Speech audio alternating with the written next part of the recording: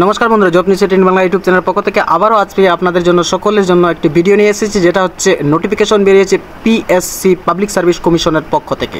তো বন্ধুরা, এই ভিডিওর মধ্যে প্রথম থেকে শেষ পর্যন্ত আমি আলোচনা করতে চলেছি, যেটা হচ্ছে সিভিল জাজ পোস্ট ভ্যাকেন্সি রয়েছে সে নিয়ে আলোচনা করব। ভিডিওর প্রথম থেকে শেষ পর্যন্ত আপনারা মনোযোগ সহকারে ওয়াচ করুন। এখানে দেখতে পাচ্ছেন আপনারা যে 108টি সিভিল জাজ পোস্ট রয়েছে পশ্চিমবঙ্গ পাবলিক সার্ভিস কমিশনের পক্ষ থেকে এই নিয়োগ বিজ্ঞপ্তিটি বেরিয়েছে। ঠিক আছে, সেই নিয়ে বিস্তারিত আলোচনা শুরু করছি। ভিডিওটি মনোযোগ সহকারে আপনারা ওয়াচ করুন।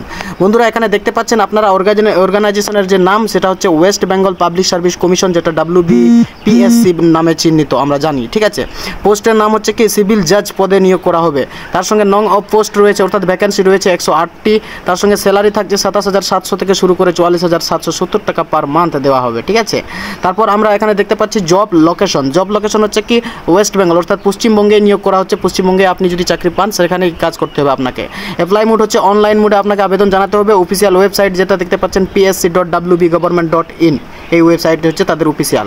এবার আমরা এখানে দেখে নেব পদের বিবরণ নিয়ে কিছুটি বিষয়। এখানে সিভিল জাজ যেটা হচ্ছে অ্যাডভার্টাইজমেন্ট নং 9/2024, এই যেটা পদ সেখানে রয়েছে 54টি পোস্ট। ঠিক আছে, তারপর সিভিল জাজ অ্যাডভার্টাইজমেন্ট 19/2023, এখানে পদ রয়েছে 54টি। ঠিক আছে, যাই হোক এডুকেশনাল কোয়ালিফিকেশনের দিকে যদি আমরা লক্ষ্য করে দেখি, এখানে দেখতে পাচ্ছেন যে WBPSC অফিসিয়াল বিজ্ঞপ্তি অনুসারে যোগ্য ও আগ্রহী প্রার্থীকে যে কোনো স্বীকৃত বোর্ড বা সমতুল্য বিশ্ববিদ্যালয় থেকে আইনে ডিগ্রি LLB সম্পন্ন করতে হবে, এই কথা বলছে। ঠিক আছে, অর্থাৎ আপনাকে LLB ডিগ্রি কমপ্লিট করা তাই চাওয়া হয়েছে এখানে। ঠিক আছে, এখানে এজ লিমিট বয়স সীমার যদি আমরা বিষয় দেখে নিই, এখানে দেখতে পাচ্ছেন যে সর্বনিম্ন 23 বছর চাওয়া হয়েছে এবং সর্বোচ্চ 35 বছরের কথা বলা হয়েছে বয়সের দিকে। ঠিক আছে, তারপর OBC প্রার্থীদের জন্য 3 বছরের ছাড় রয়েছে, SC ST প্রার্থীদের জন্য 5 বছরের এবং প্রতিবন্ধীদের 10 বছরের ছাড় রয়েছে। সরকারিভাবে যেটা দেওয়া হয় সেটাও পাওয়া যায়।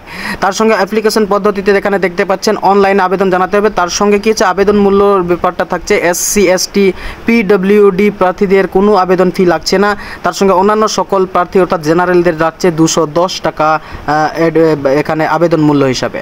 তারপর যদি নিয়োগ প্রক্রিয়ার দিকে আমরা লক্ষ্য করে দেখি, এখানে দেখতে পাচ্ছেন প্রথমে পরীক্ষা হবে, প্রিলিমিনারি এক্সাম হবে, তারপর ফাইনাল এক্সামিনেশন হবে, তারপর হচ্ছে ব্যক্তিত্ব পরীক্ষা যেটা হচ্ছে পার্সোনালিটি টেস্ট, সেইটার মাধ্যমে নিয়োগ করা হবে। ঠিক আছে, তারপর এখানে দেখতে পাচ্ছেন অনলাইন আবেদনের ফি এর শেষ তারিখ যেটা হচ্ছে, এখানে দেখতে পাচ্ছেন 9/11/2025 তারিখ হচ্ছে আবেদনের শেষ তারিখ। ঠিক আছে, আর আবেদন শুরু হয়েছে 22/8/2025 তারিখ থেকে আবেদন শুরু হয়েছে এবং নোটিফিকেশনটি বের করা হয়েছে 9/11/2025 তারিখ।